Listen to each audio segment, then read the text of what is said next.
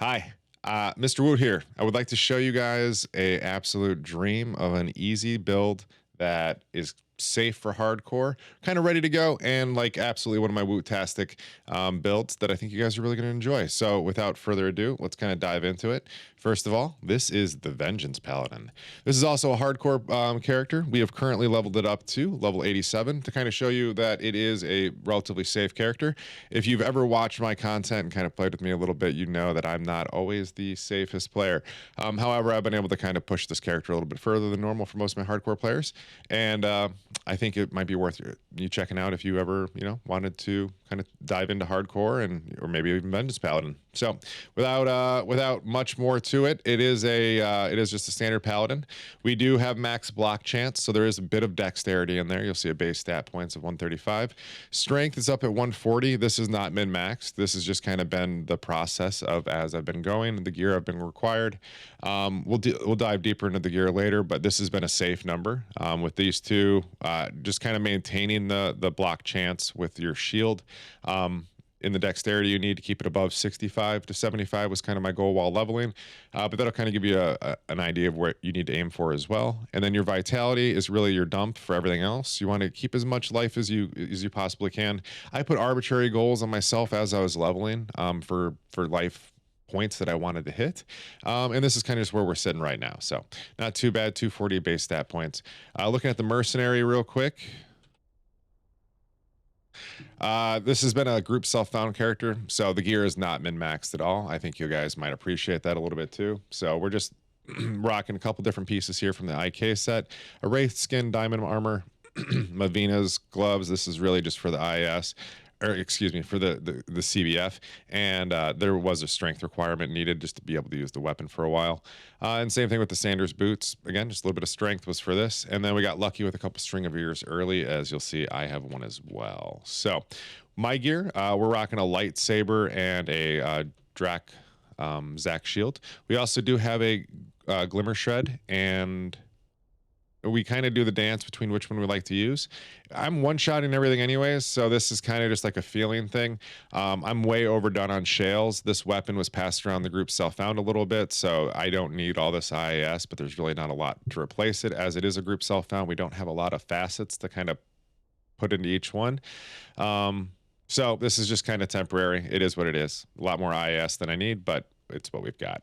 As you'll see on my character sheet too, the breakpoints are real easy to hit with the phase blade versus the Glimmer Shred, where it's a little bit slower and harder to get those higher things without really having IAS in all your slots properly in a 2-socket weapon, which I don't have. It doesn't really work out. So it's a bit of it's just like a feeling thing. I'm not going to put on the other one and show you gameplay of the other weapon, but lightsaber is really where it's at. Frosties, I guess I should explain the skills a little bit first. Vengeance Paladin is based off of doing a lot of elemental damage. So all of our bonus skills are all based around Holy Freeze, Holy Shock, and Holy Fire. You'll just kind of see they're all dumps here. Everything else is in Conviction, and everything else is just going to be a 1-point wonder. So this is where all your points dump into. And Vengeance is your main skill, and you run around with Conviction on your left aura, or you can put anything else you might need up there. We put a couple different things while we were leveling, but for the most part, you just stay Conviction the entire time in. So getting back into the gear itself, what we've got is the frost burns. You'll see the minus cold and fire res. This is just coming into from all the damage you're going to see throughout the gear, which is a lot of fire and cold. Looking at our charms as well, you're going to see it's a lot of plus fire, cold, lightning, a little bit of res here and there. This is just because it's hardcore, and I really do need to. I did need this. I don't apparently anymore. Figuring things out as we go. But yeah, the charms are all these stacked. They're elemental charms. There are no skillers that you really want to play into this build.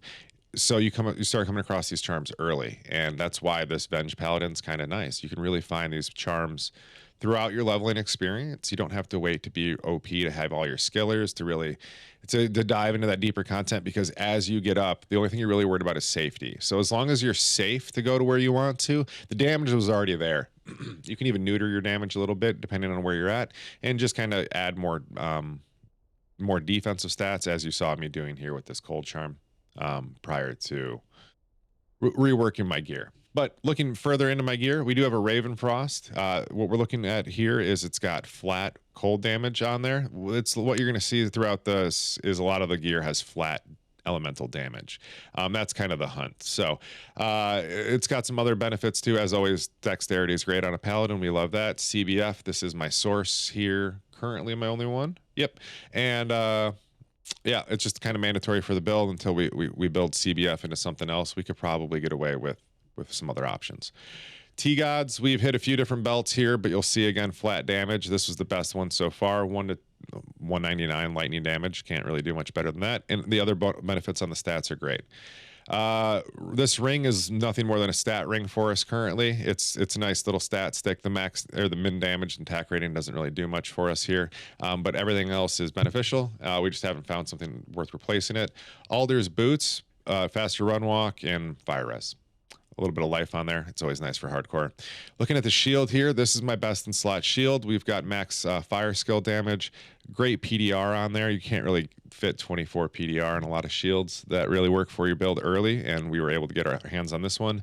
Unfortunately, just one socket slam, so only the one jewel in there, or gem in there. We could probably put something else, but this is what we've got right now. High Lords we got early thanks to Gymnasium. Again, great. You've got great stats here for my character. You've got +1 to all skills, which we don't get in a lot of places. IAS, which is incredibly important to reach those faster frame rates for that different weapon if we ever want to use it, which is our best in slot. And then, of course, the lightning, res, deadly strike. I mean, all of these little things. It's pretty. But the flat lightning damage, that's what we're here for. Key arrows, again, this is gonna be our best in slot helm. We've got a bunch of different minuses on there. I knew I had CBF somewhere else. All right, so we'll be able to pull the CBF off the ring if we need to and put it somewhere else. But we do have life after kill, which is incredibly useful utility skill. Do recommend. We managed to get a couple different Kira's Guardians in one day, both with 40 all res, and life after kill kind of changed the way the comfortability of the entire character is. You don't get a lot of life back because you don't do any leech, you don't do anything like that. So getting life after kill somewhere on your build feels really good. And then we just have a safety chest. This is nothing more than just armor.